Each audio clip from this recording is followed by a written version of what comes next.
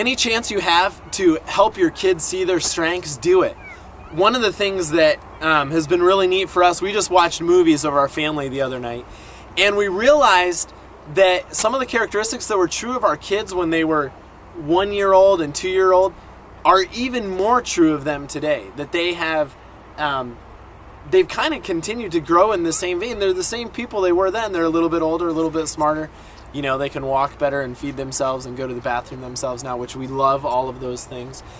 But they haven't changed who they are. My son Jack, he was an encourager when he was 2, and now that he's 6, he's still an encourager.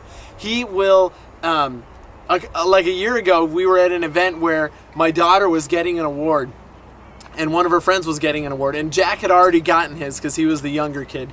And when they were getting their awards, he took his awards, sat them down on the ground, got up on a chair, and was clapping with his hands over his head and jumping up and down and screaming for his sister and her friend because he was so excited about encouraging them. And as he's gotten older, he's only become more and more of that.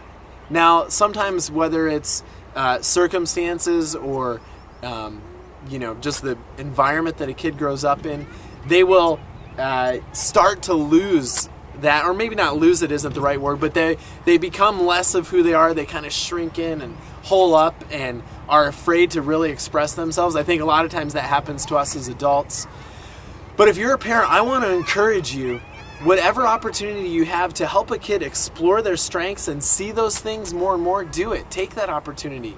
One of the things that we do is whenever we see our kids doing something great, we applaud that and we encourage that, especially if they're doing something great and it's effortless and they love it. You know, that was no big deal, Mom. Man, that's a sign that that's probably a strength in their life, and they need to go after that and pursue that even more.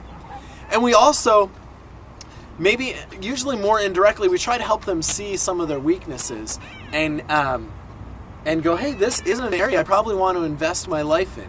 Now, we're careful to do that because I think sometimes we can squelch, kids can become more than, I think a lot of times we dampen them and we kind of go, no, you can't do this or you can't do that, when in reality they can. But we help them to see maybe that their strengths aren't so much like their sister or their brother's, because we point out the strengths in the other person's life and we go, hey, Adrian is great at coloring, or Sarah is, great at giving speeches, or just a little fish jumping over there, or whatever. And we say, hey, your sister can swim like a fish. That's why we let her go out in the ocean and do her own thing. And you sink like a rock. And so we need to keep you closer to us. But if you can help your kids see those things now, maybe even keep a journal for them, create a Google account and just email them, and say, hey, you did this great today, and attach a picture. If you can help your kids understand their strengths, they'll be far better suited as they go through life, because they'll understand what God has really gifted them to do.